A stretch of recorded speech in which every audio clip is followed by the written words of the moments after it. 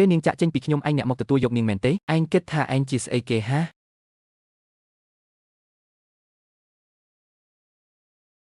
អញសុំរំលឹកឯងមួយម៉ាត់ចុះពេលនេះនាងជាស្រីមានប្តីហើយនៅឲ្យឆ្ងាយពីនាងទៅឈិនស៊ីហេតុអីគ្រាន់តែខ្ញុំទៅរៀននៅបរទេសមួយឆ្នាំសោះពេលត្រឡប់មកវិញឯងបែរជាមករៀបការជាមួយមនុស្សធន់នេះទៅវិញហ្វូមូចិនលោកចង់ធ្វើអីហ្នឹងមកតាមខ្ញុំលេងខ្ញុំទៅចាប់ពីថ្ងៃនេះទៅនាងត្រូវមករាយការណ៍នៅការដ្ឋានរាល់ថ្ងៃ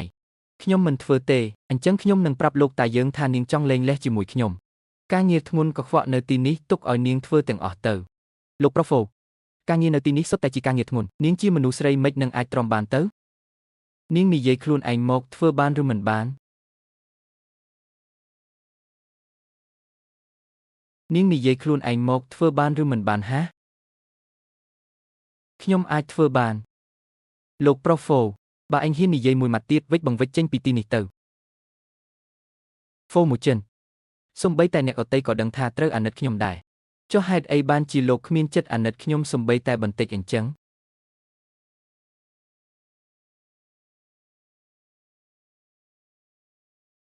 លួចខ្ជិលនៅទីនេះមែនទេខ្ញុំអត់មានទេ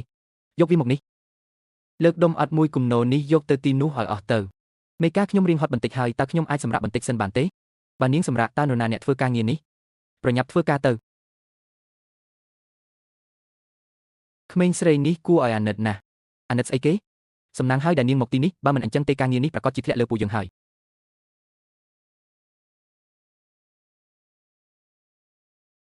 នាងតូចជួយស្អីនាងហ្នឹង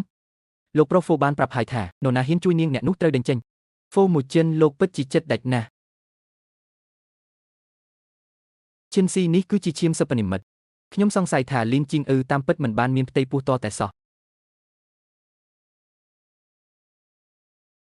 ហ្វូមួយចិនលីនជីងអ៊ឺអត់មានកូនទេ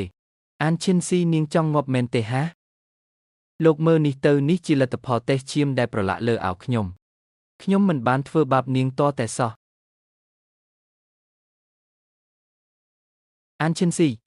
នរណាដឹងថានាងទៅយកលទ្ធផលតេស្តនេះមកពីណាគ្រាន់តែក្រដាស់នេះនាងចង់ដោះសារឲ្យខ្លួនឯងមែនទេនាងគិតថាខ្ញុំល្ងងណាស់មែនទេខ្ញុំអត់មានទេលោកអាចទៅសួរគ្រូពេទ្យបានគ្រាន់តែឆែកមើលបន្តិចលោកនឹងដឹងការពិតហើយខ្ញុំខ្លាចតែនាងបានសូកប៉ាន់គ្រូពេទ្យបាត់ទៅហើយតើមុនពេលខ្ញុំប្រើយុទ្ធធម៌ក្តៅគប់ប្រញាប់រមាចេញពីទីនេះភ្លាមទៅ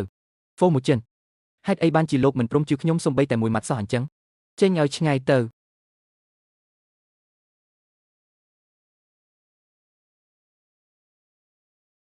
ឈិនស៊ីយ៉ាងម៉េចទៅហើយខ្ញុំជាគ្រូពេទ្យខ្ញុំអាចជួយពន្យល់គេបានណាហាវធានឈប់ទៅកុំខាត់កម្លាំងអត់ប្រយោជន៍អីហ្វូមួយចិនគេមិនស្រឡាញ់ខ្ញុំទេទោះជាយ៉ាងណាក៏គេមិនជឿខ្ញុំដែរលទ្ធផលតេស្តនេះប្រហែលជាមិនទាន់ច្បាស់ការពួកយើងនឹងរកភស្តុតាងដែលរឹងមាំជាងនេះឈប់ទៅឈិនស៊ីស្ដាប់ខ្ញុំណាឲ្យតែយើងមានភស្តុតាងរឹងមាំហ្វូមួយចិនប្រកាសជាជឿឯងមិនខានទេមែនហ៎គឺមែនហើយ